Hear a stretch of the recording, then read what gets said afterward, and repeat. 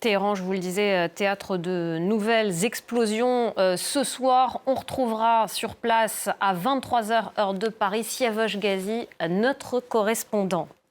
Parmi les conséquences de cette guerre, on a beaucoup parlé de la hausse des prix du pétrole, mais l'eau est aussi un enjeu crucial dans cette région aride, un moyen de pression. Dimanche, le Bahreïn a accusé l'Iran d'avoir ciblé sur son sol une usine de dessalement. La veille, Téhéran avait dénoncé une attaque américaine sur un de ses sites. Alors se dirige-t-on vers une guerre de l'eau? On va en parler avec notre invité Franck Galland, chercheur associé à la Fondation pour la recherche stratégique et spécialiste des enjeux sécuritaires liés à l'eau, auteur de L'eau, enjeu stratégique des conflits modernes. Franck Galland, bonsoir, merci beaucoup d'être avec nous. Bonsoir. Sur France 24, ces infrastructures de dessalement, elles se comptent par milliers au Moyen-Orient. En quoi ces cibles sont stratégiques aujourd'hui? Le dessalement est un enjeu stratégique et sécuritaire pour cette région du Golfe. Il faut savoir que dans le Golfe se trouvent 60% des capacités installées mondiales et que le Golfe concentre 40% des capacités de dessalement à l'échelle de la planète. Des États comme le Qatar en dépendent à 99%. D'autres moins dépendants comme les Émirats arabes unis, c'est uniquement 42% parce que les Émirats arabes unis ont la chance d'avoir dans leur sous-sol une géologie qui rend possible des eaux souterraines et également d'injecter de l'eau de mer dans ces nappes pour créer des réserves de secours, ce qui fait qu'Abu Dhabi peut compter sur 3 mois de réserve. Donc une situation très diverse, mais un dessalement. Ce n'est pas le cas pour certains de ses voisins. Exactement. Par exemple, le Qatar a dû construire des mains de l'homme les plus grands réservoirs d'eau douce de la planète. C'est 10 millions de mètres cubes. C'est 24 installations qui font, pour certaines, 400 000 mètres cubes. Pour vous donner un ordre d'idée, c'est 2 fois le réservoir de Montsouris, le plus grand réservoir de Paris, et qui permet de répondre aux besoins en eau d'un tiers des besoins en eau des Parisiens chaque jour. Donc c'est considérable. Si ces usines de dessalement sont touchées, ça va avoir un impact direct sur des millions de personnes, puisque cette eau dessalée, elle sert à plein de choses, à boire, mais pas seulement.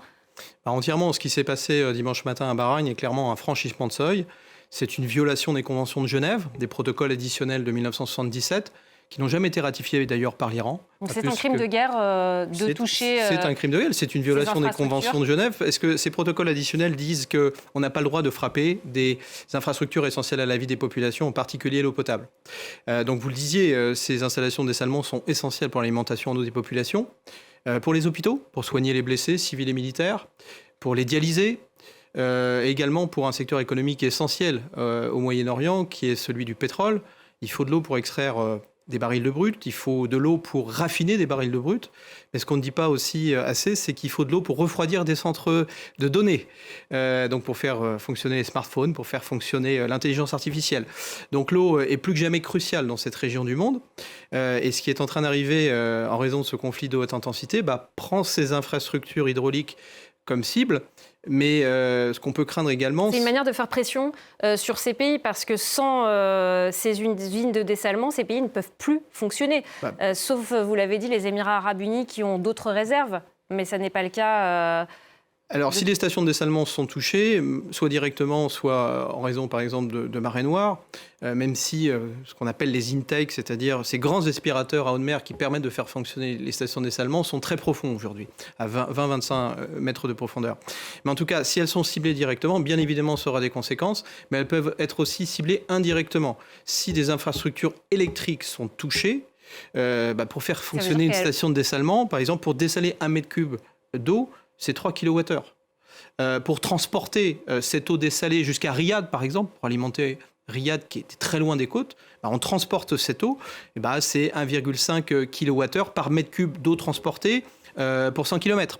Et si l'eau aussi, par exemple, l'eau de la mer est souillée par une marée noire, imaginons par exemple un pétrolier victime d'une frappe, ça pourrait avoir des conséquences aussi ? Alors, ça aura des conséquences sur certaines stations, sur les plus vieilles stations qui ont des intakes en mer, ces grands aspirateurs, si je puis dire, pour faire simple, qui peuvent être à moins de 5 mètres de profondeur. Mais aujourd'hui, la plupart des stations modernes sont vraiment au fond des mers, On a tout un système de détection de nappes polluantes. On a aujourd'hui beaucoup de science et de conscience en matière de courantologie, c'est-à-dire qu'on va tracer une nappe polluée et on va prendre donc une décision de mettre à l'arrêt une station de dessalement à la dernière minute. Et moi, je tiens à rendre hommage à ces exploitants publics, privés qui gèrent les stations de dessalement dans des conditions excessivement difficiles aujourd'hui. Et il faut le savoir qu'ils ont depuis des années ce qu'on appelle des emergency response plans, des plans de gestion de crise qui permettent de répondre aussi aux situations accidentelles, mais aussi à des situations de conflit telles que comment justement elles se protègent, ces usines, puisqu'elles sont vitales pour ces pays du Golfe. Comment elles se protègent justement des agressions par les airs, mais pas seulement ?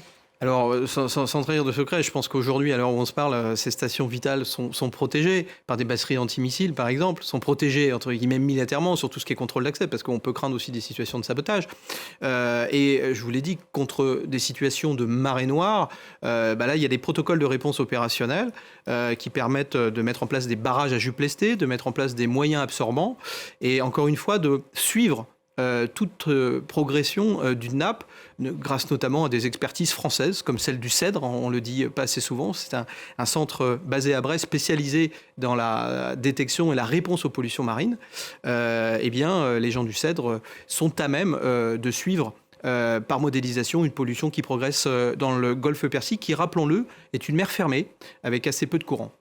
Alors pour l'instant, on en a parlé, il y a eu cette frappe de drone sur une usine au Bahreïn. Il y a eu, en représailles, il y a une frappe vraisemblablement américaine sur une installation iranienne. C'est un précédent dangereux. Est-ce qu'on pourrait arriver dans une guerre de l'eau ? Est-ce que ce type de cible pourrait se multiplier dans les jours à venir ? Malheureusement, dans la folie des hommes, oui, c'est des choses qui peuvent tout à fait arriver. Mais vous savez, si on regarde les 20 dernières années, c'est arrivé ailleurs, c'est arrivé au Yémen. Depuis 2015, on a une guerre qui sévit au Yémen avec des infrastructures hydrauliques qui sont prises pour cible. À Gaza aussi ? C'est arrivé à Gaza, ça est arrivé en Ukraine. Et ça arrive malheureusement chaque semaine en Ukraine, puisque les infrastructures électriques et hydrauliques sont ciblées. C'est arrivé en Syrie. Donc on peut assister malheureusement depuis, je dirais, le lendemain du 11 septembre 2001 à un ciblage désormais régulier des infrastructures hydrauliques. Et aujourd'hui, on fait très clairement la guerre contre l'eau. Et l'eau, c'est un enjeu stratégique au Moyen-Orient, mais pas seulement aujourd'hui, notamment avec le réchauffement climatique. Effectivement, l'eau est une ressource essentielle à la vie. Et vous savez, l'Iran ferait bien de faire très très attention parce que le problème... L'Iran qui connaissait justement une crise de l'eau juste avant cette guerre. À Téhéran, il y avait un énorme problème d'alimentation en eau. Vous avez entièrement raison. Début décembre dernier, le président iranien appelait la population du Grand Téhéran, c'est quand même 15 millions de personnes, à évacuer la ville parce qu'il n'y avait plus d'eau. Et là, ce n'était pas un conflit de haute intensité, le problème. C'était 4 années de sécheresse consécutives et des ressources hydriques excessivement faibles. Machhad, la deuxième ville du pays, n'avait plus que 3% de réserve dans ses barrages en décembre dernier.